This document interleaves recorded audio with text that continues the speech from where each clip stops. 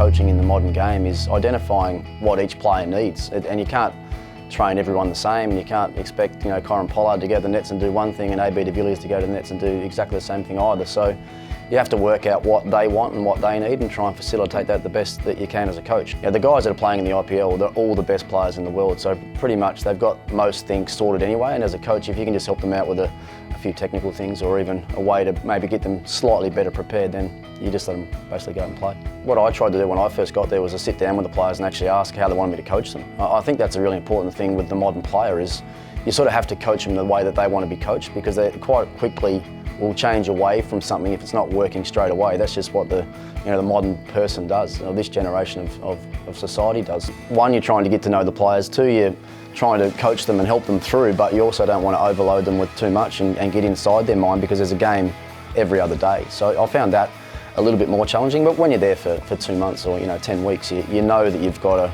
you can start quite slowly and build up, and then hopefully have the players playing as well as they can towards the back end of that tournament.